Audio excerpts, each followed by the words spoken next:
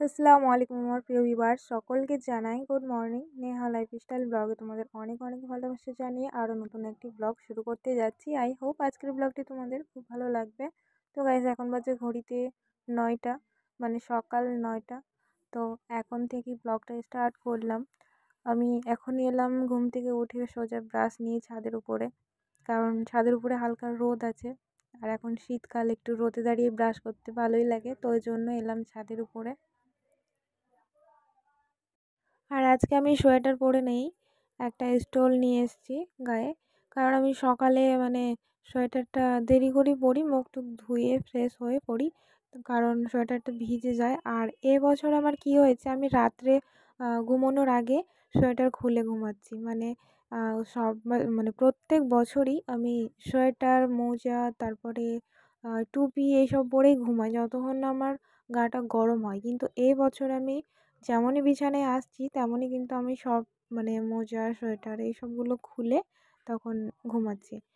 লেপ গায়ে দিতেই পারছি না সোয়েটার পরে, এতটা অস্বস্তি বোধ হচ্ছে। তো ওই জন্য ঠান্ডা লাগে কিন্তু অস্বস্তি মনে হয়। তো ওই জন্যই আমি সব কিছু খুলে ঘুমাচ্ছি। তারপরে ঘুম থেকে উঠেও সেরকম গায়ে দিই না, ফ্রেশ হয়ে চাটা খেয়ে তখন গায়ে দিই সোয়েটার। আর আমাকে ঠান্ডাটা কখন লাগে বেশি, স্নান করার পরে পরে এত ঠান্ডা লাগে, সহ্য করার না, এতটা পা ঠান্ডা হয়, পুরো শরীরে ঠান্ডা ঠান্ডা ভাব লাগে। সকালে একবার মা গাছে জল দিয়ে গেছে, তারপরে কিন্তু আমি এই যে পাতাগুলোতে শুধু একটু জলের ছিটা দিচ্ছি।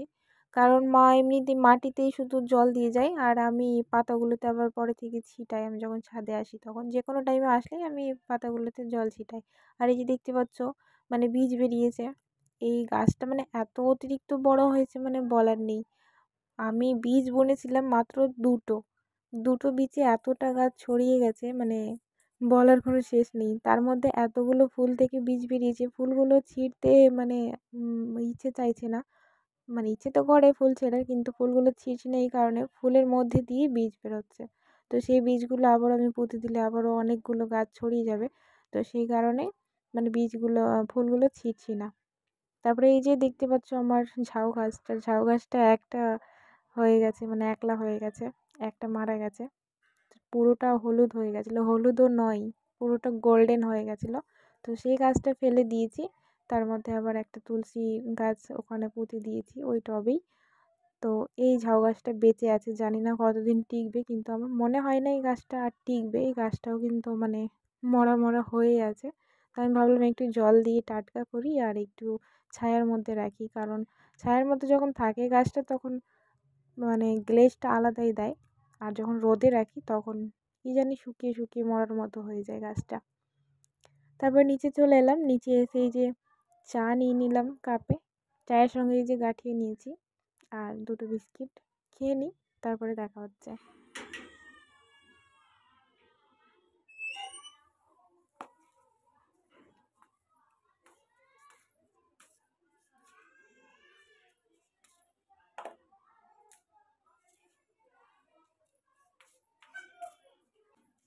চা খাওয়ার পরে অনেকগুলো কাজ ছিল, সেই সব কাজগুলো করে স্নান করে নিয়েছি। তো আজকে এখন বাজে ঘড়িতে 1:30 বাজে মনে হয়, সঠিক বলতে পারছি না, কিন্তু হ্যাঁ ওরকমই বাজবে, 1:30 থেকে 2টোর মধ্যেই। তো আমি স্নান করে পুরো ব্লগটা আমি শেয়ার করতে পারলাম না সকালে। তো স্নান করে একেবারে এলাম, তারপরে ভিডিও ক্লিপ একটু অন করলাম। তো এখানে স্নান করে বডি অয়েলটা লাগিয়ে নেব। আর এই যে দেখতে পাচ্ছ আমি একটা ফ্রক পরেছি নেটের। তো এইগুলো আমার আগের ড্রেস, আগে পরতাম, বিয়ে শাদিতে কারো যেতাম তো অনেক আগে। তো সেই ড্রেসটা আমার তখনও এরকমই ফিটনেস হতো, এখনও খুব অতটা টাইট হচ্ছে না। তো তবুও আমি ভাবলাম যদি টাইট হয়ে যায়, সেই কারণে আমি এই বছরে বের করেছি পরার জন্য। আর এই সব ড্রেসগুলো না কাউকে দিতেও মায়া লাগে, অনেক দাম দিয়ে কেনা, প্লাস আমার একটা শখের ড্রেস।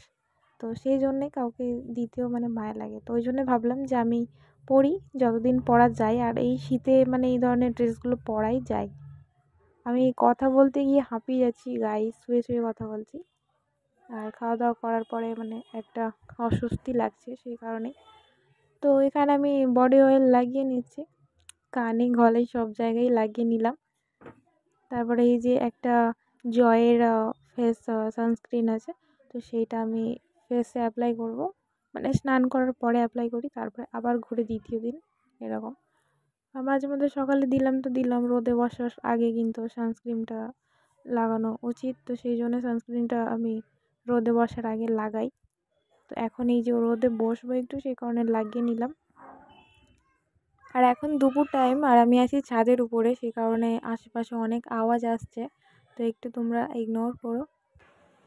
তারপরে এই যে চুলটা আটকে রেখেছিলাম গামছা দিয়ে, শুকনো গামছা দিয়ে।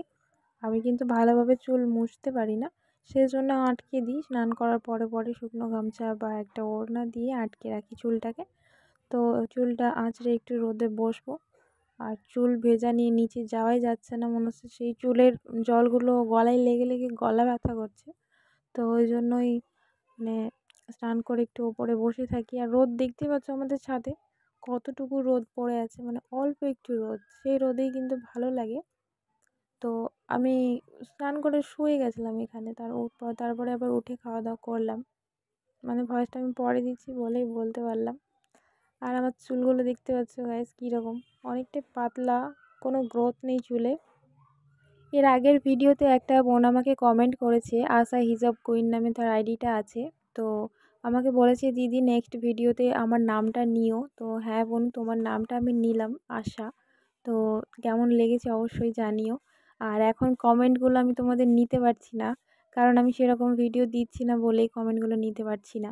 তো গাইস আজকের এই ব্লগটি এই পর্যন্ত। কিছু ভালো লাগলে অবশ্যই একটা লাইক করে দিও। ফিরে আসছি নেক্সট ব্লগে। আসসালামু আলাইকুম, আল্লাহ হাফিজ।